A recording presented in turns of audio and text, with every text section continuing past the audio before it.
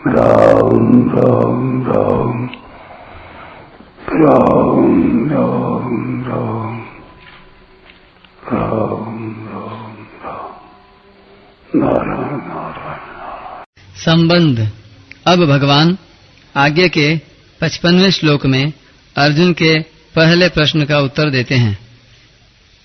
श्री भगवान उवाच प्रजहाति यदा कामान् सर्वान् पार्थ मनोगतान् आत्मन्येवात्मना तुष्टः स्थितप्रज्ञस्तदोच्यते।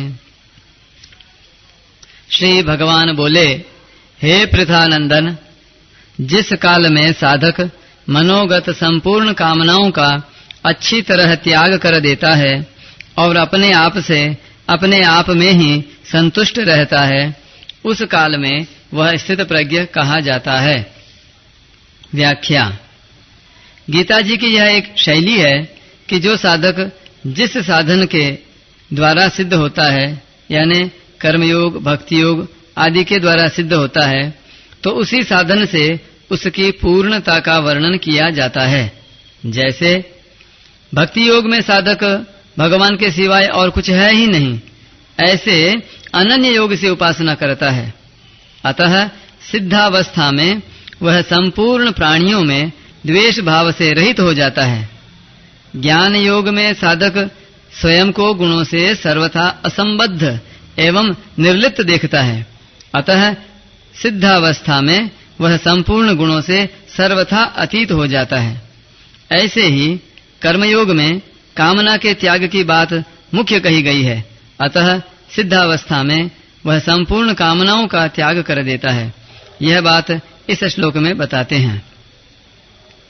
प्रजहाति यदा कामान सर्वान् पार्थ मनोगतान्।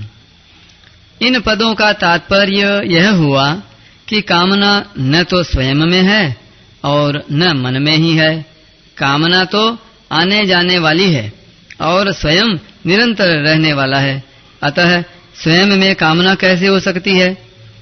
मन एक कारण है और उसमें भी कामना निरंतर नहीं रहती, प्रत्युत उसमें आती है, मनोगतान। अतः मन में भी कामना कैसे हो सकती है? परंतु शरीर, इंद्रियां, मन, बुद्धि से तादात्म्य होने के कारण मनुष्य मन में आने वाली कामनाओं को अपने में मान लेता है। जहाति क्रिया के साथ प्र उपसर्ग देने का तात्पर्य है कि साधक कामनाओं का सर्वथा त्याग कर देता है। किसी भी कामना का कोई भी अंश किंचिन मात्र भी नहीं रहता। अपने स्वरूप का कभी त्याग नहीं होता और जिससे अपना कुछ भी संबंध नहीं है उसका भी त्याग नहीं होता। त्याग उसी का होता है जो अपना नहीं है पर उसको अपना मान लिया है। ऐसे ही कामना अपने में नहीं है पर उसको अपने में मान लिया है। इस मान्यता का त्याग करने को ही यहाँ प्रजहाति पद से कहा गया है।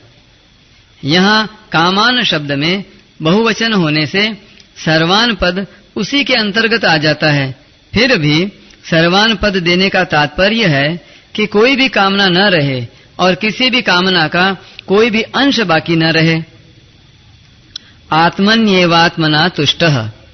जिस काल में संपूर्ण कामनाओं का त्याग कर देता है और अपने आप से अपने आप में ही संतुष्ट रहता है, अर्थात अपने आप में सहज स्वाभाविक संतोष होता है।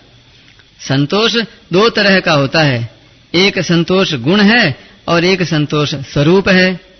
अंतःकरण में किसी प्रकार की कोई भी इच्छा न हो, यह संतोष गुण है और स्वयं में असंतोष का अत्यंता भाव है, यह संतोष स्वरूप है।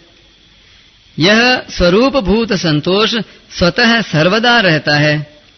इसके लिए कोई अभ्यास या विचार नहीं करना पड़ता। स्वरूप भूत संतोष में प्रज्ञा यानी बुद्धि स्वतः स्थिर रहती है। स्थित प्रज्ञस्तदोच्यते।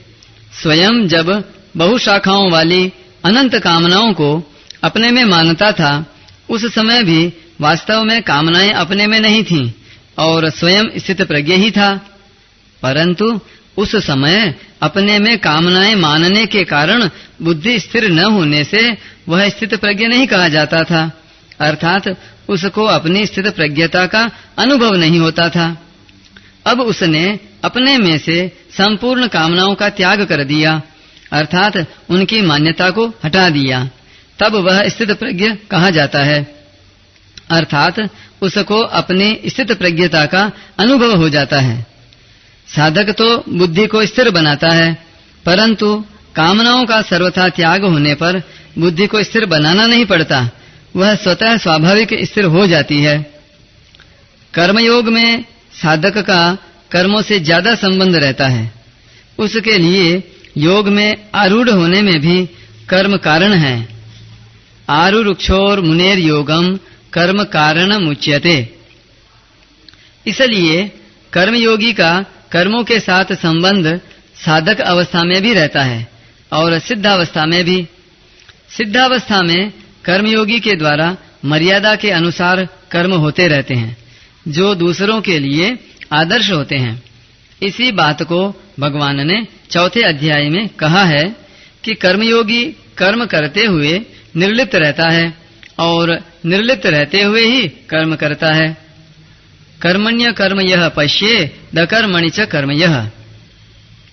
भगवान ने 53वें श्लोक में योग की प्राप्ति में बुद्धि की 2 बातें कही थीं। संसार से हटने में तो बुद्धि निश्चल हो और परमात्मा में लगने में बुद्धि अचल हो, अर्थात निश्चल कहकर संसार का त्याग बताया और अचल कहकर परमात्मा में स्थिति बताई। उन्हीं 2 बातों को लेकर यहाँ यदा और तदा पद से कहा गया है कि जब साधक कामनाओं से सर्वथा रहित हो जाता है और अपने स्वरूप में ही संतुष्ट रहता है, तब वह स्थित प्रज्ञ कहा जाता है।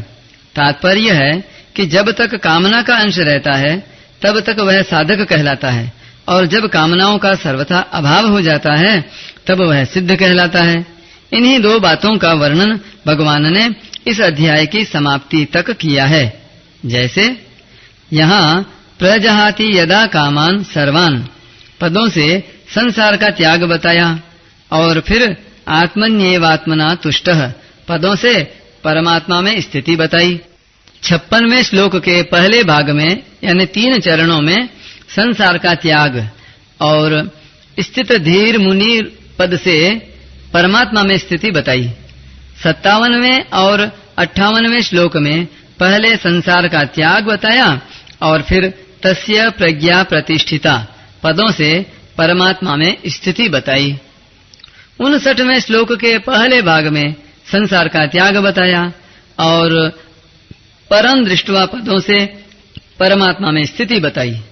60वें श्लोक से 61वें श्लोक तक पहले संसार का त्याग बताया और फिर युक्त आसीत मतपरः आदि पदों से परमात्मा में स्थिति बताई। 62वें से 65वें श्लोक तक पहले संसार का त्याग बताया और फिर बुद्धि ही पर्यवतिष्ठते पदों से परमात्मा में स्थिति बताई। 66वें से 68वें श्लोक तक पहले संसार का त्याग बताया और फिर तस्य प्रज्ञा प्रतिष्ठिता पदों से परमात्मा में स्थिति बताई। 69वें श्लोक में या निशा सर्वभूतानां तथा यस्यां जागृति भूतानि पदों से संसार का त्याग बताया और तस्यां जागर्ति संयमी तथा सा निशा पश्यतो मुनेः पदों से परमात्मा में स्थिति बताई। 70वें और 71वें श्लोक में पहले संसार का त्याग बताया और फिर स शांतिमधिगच्छति पदों से परमात्मा में स्थिति बताई। 72वें श्लोक में नैनाम प्राप्य विमुह्यति पदों से संसार का त्याग बताया और ब्रह्म निर्वाण मृच्छति आदि पदों से परमात्मा में स्थिति बताई। परिशिष्ट भाव। एक विभाग अस्थिर बुद्धि वालों का है और एक विभाग स्थिर बुद्धि वालों का है। अस्थिर बुद्धि वालों की बात तो पहले 41वें से 44वें श्लोक तक कह दी। अब स्थिर बुद्धि वालों की बात 55वें से 71वें श्लोक तक कहते हैं। जिस समय साधक सांसारिक रुचि का त्याग करके अपने स्वरूप में स्थित रहता है, उस समय वह स्थिर बुद्धि वाला कहा जाता है। जिसका परमात्मा का उद्देश्य होता है, उसकी बुद्धि एक निश्चय वाली होती है, क्योंकि परमात्मा भी एक ही है। परंतु जिसका संसार का उद्देश्य होता है, उसकी बुद्धि असंख्य कामनाओं वाली होती है, क्योंकि सांसारिक वस्तुएं असंख्य हैं। समता की प्राप्ति के लिए बुद्धि की स्थिरता बहुत आवश्यक है। पातंजल योग दर्शन में तो मन की स्थिरता को, वृत्ति निरोध को महत्व दिया गया है, पर गीता बुद्धि की स्थिरता को, उद्देश्य की दृढ़ता को ही महत्व देती है। कारण कि कल्याण प्राप्ति में मन की स्थिरता का उतना महत्व नहीं है जितना बुद्धि की स्थिरता का महत्व है। मन की स्थिरता से लौकिक सिद्धियां प्राप्त होती हैं, पर बुद्धि की स्थिरता से पारमार्थिक सिद्धि, कल्याण प्राप्ति होती है। कर्मयोग में बुद्धि की स्थिरता ही मुख्य है। अगर मन की स्थिरता होगी तो कर्मयोगी कर्तव्य कर्म कैसे करेगा? कारण कि मन स्थिर होने पर बाहरी क्रियाएं रुक जाती हैं। भगवान भी योग में समता में स्थित होकर कर्म करने की आज्ञा देते हैं। योगस्थः कुरु कर्माणि। प्रजाहाति और कामान सर्वान पद देने का तात्पर्य है कि किंचन मात्र भी कामना न रहे, पूरा का पूरा त्याग हो जाए। कारण कि यह कामना ही परमात्मा प्राप्ति में खास बाधक है।